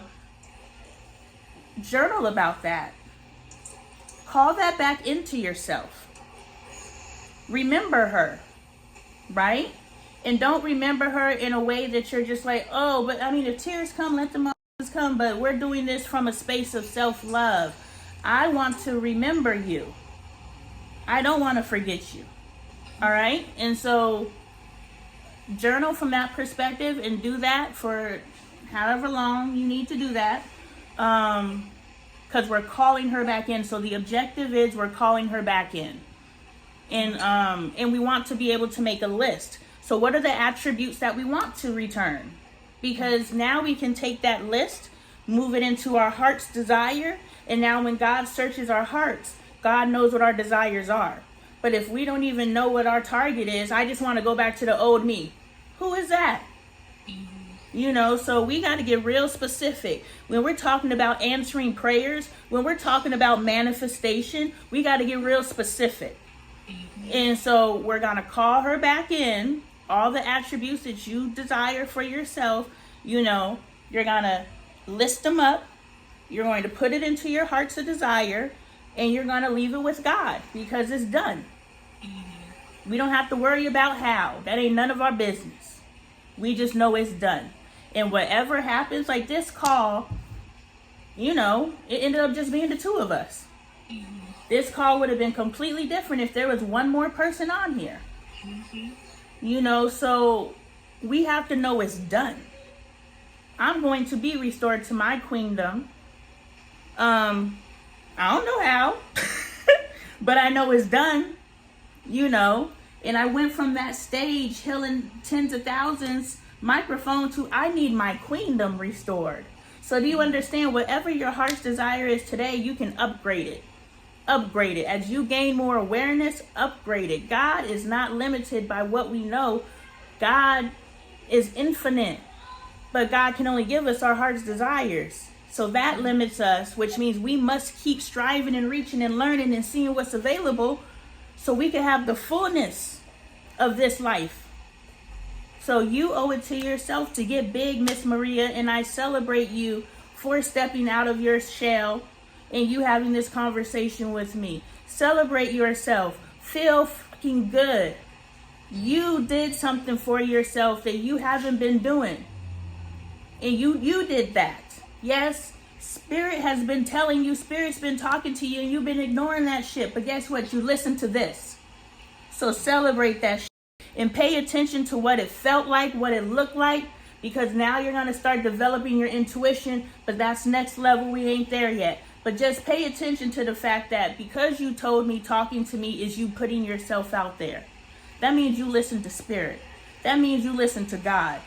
And if you know what that feels like, you can start tracking it. And the way I played around with it in the beginning, I would be like, whatever. Like if my head said turn left, I was like, okay. And if I ended up in some messed up situation, I knew that was my mind. But if I ended up in something cool, I was like, okay, that was intuition.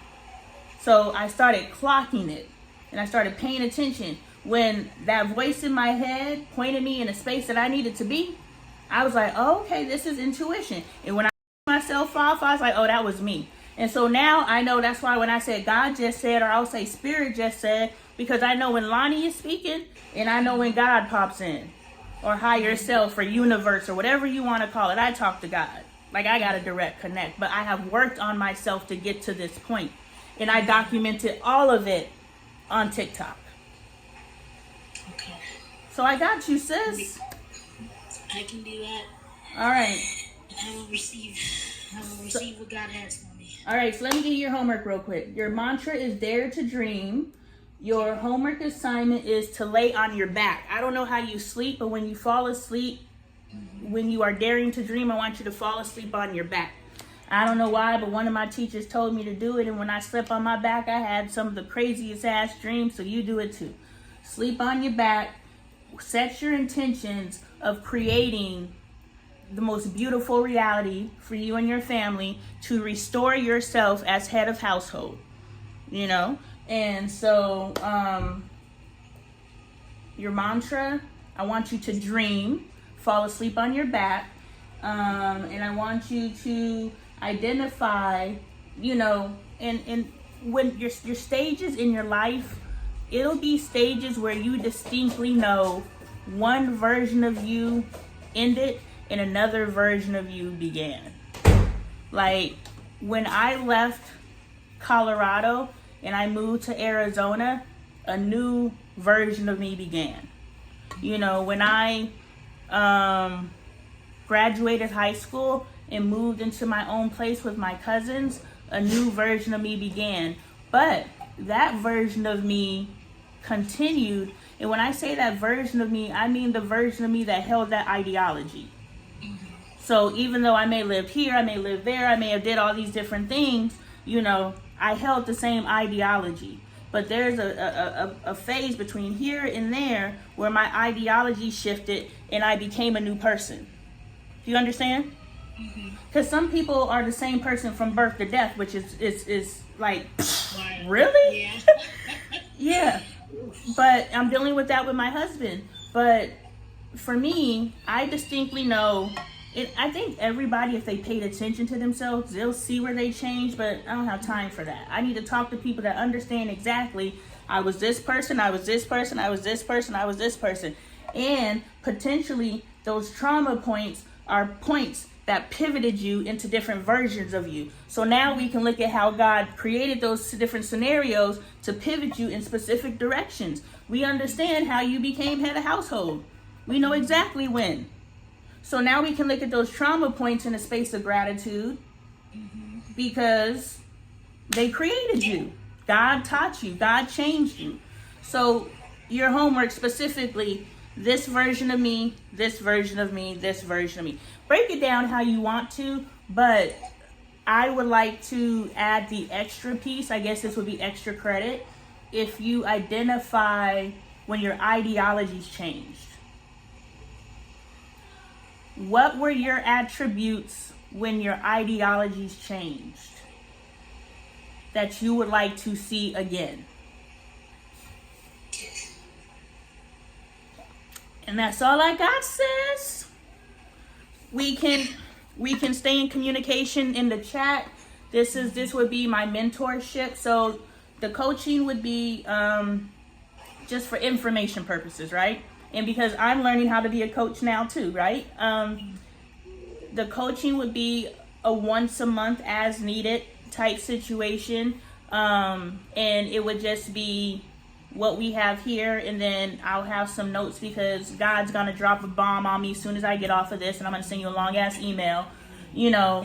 But then after that, it would just be coaching session to coaching session, no communication. But the mentorship is we remain in communication, and there would be like one interaction per day. I don't really know what I wrote, but I don't want to overburden myself. But right now, like, my schedule is not as full as it will be in the future, so you have heavy access to me, so definitely take advantage of that. Anything that you're working through, anything, and this isn't just a professional relationship. We're friends now, and now we're not friends in the respect that, you know, hey girl, we're probably never gonna hang out, but you have to speak to me like I'm your bestie, and I have to speak to you like you're my bestie. Okay.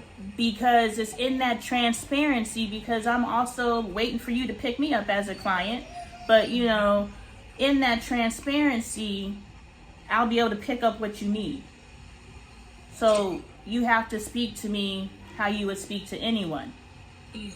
And we can really start doing what needs to be done. So that would be the mentorship. And in the mentorship, with that daily communication, you know, we gonna get you where you need to go. And you don't need to know how. Don't even worry about how. I don't care how. I don't care how I'm gonna become queen. I just know I better be queen before I plan on trying to figure out how to live forever. I believe immortality is possible, and I'm trying to figure it out. Girl, you laugh today, but when I figure that out, you're going to be like, okay, Lonnie, how... I'm laughing because this is things that I imagine. I'm like, I imagine living for long periods of time so I can help as many people as I can. Well, mine's narcissistic. I just want to see my legacy. I need to see my great grandkids. I need to see this thing play out. Like, what we're doing, I need to see it play out, and I want to see it in the physical world. I don't want to be in the non-physical world seeing it. I want to be like, yeah, I did that. It's completely narcissistic. I want to see, like, sis, I dang near done lost my marriage behind this stuff.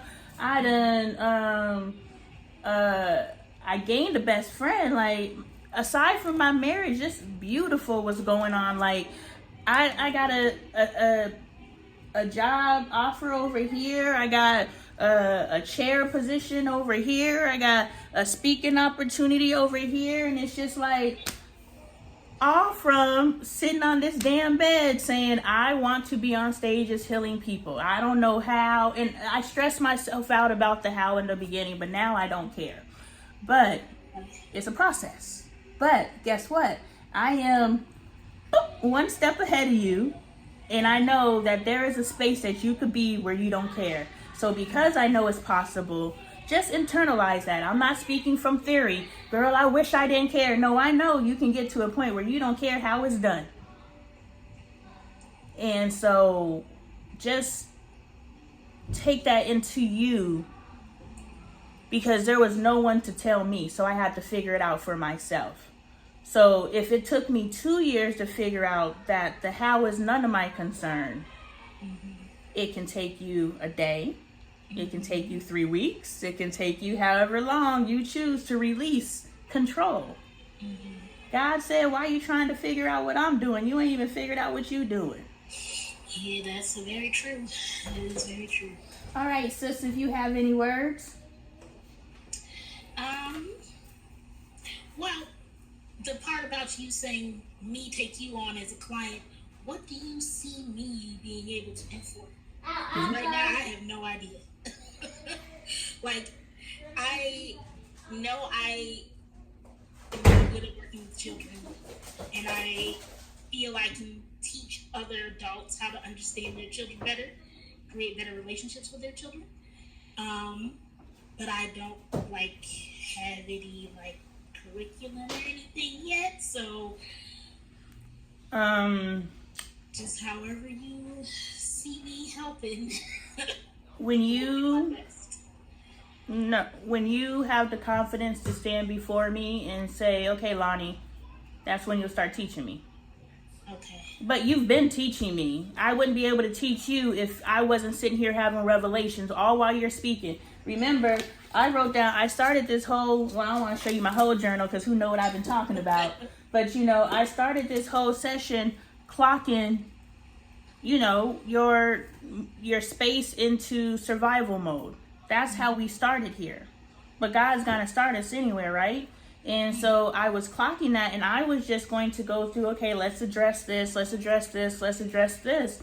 But different things you said in addressing the 1 or 2 things that we did brought us here. And so you have taught me this entire duration of our call. So you're doing what you're supposed to be doing, whether you know you're doing it. The key is to get you to a space where you see where I'm flubbing and you can call me on it.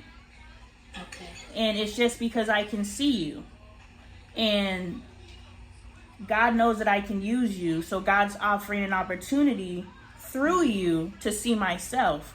But there will come a time in our relationship where you'll be able to say, hey, remember? Hey, remember? You don't know how many people quote me back to me, and I'm like, ooh, who said that? And they be like, you? I'm like, dang. I need to listen to myself. Yeah. So you'll start picking up different Lonnie-isms, and you'll be able to check me when I'm slacking. And then ultimately you'll get to the point where you'll be able to teach me. And when you can teach me, you can teach anybody. Cause I'm boss level. I'm cool. If you could teach my ass, you could teach anybody. Okay. That's good. That's a really good goal to reach for. If I can teach you something, I can teach anybody. Amen. Knowingly, because you've been teaching me. And that's another thing. You've been a leader. You've been teaching me. You just have to know you're doing it. Mm-hmm. Just like with, Okay.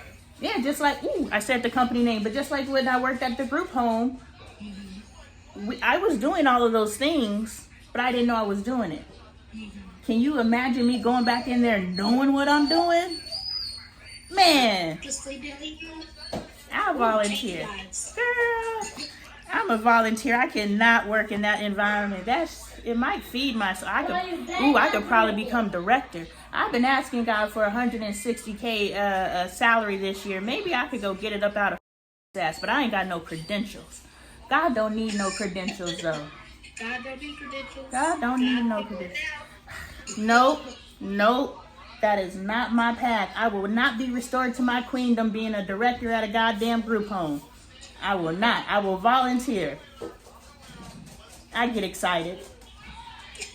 understand. I'm the same way. I saw that there was a new women's center opening up in Tucson because there was no place for homeless women to go. It's just men. I was like, would be there tomorrow volunteering if I was in Tucson. Oh my gosh. Well, we gonna be able to heal the world, Yes. make it a better place. I'm excited, friend. Thank you so much for this opportunity. And thank you. Like, clearly this is exactly what I needed. And Can you turn it off? God not only brought us together, but also gave me the confidence to say yes to this. So I'm very excited to see where this goes. Yes. I invited at least 10 people, and you are the only one here. So celebrate yourself, friend. Celebrate yourself. No, see, I would have, and this is me healing myself, right? Because I am in this human form, having this unaware human experience too. So I too, would be in a space where you let him out, please. I too would have been in a space of, well, all these people said they wanted this, but they're not here. And this is recent, healing from, lack thinking, because all of this is lack thinking. It's not just financing. All of it is scarcity mindset, So I am very impressed with myself and will celebrate myself when I get off of this call.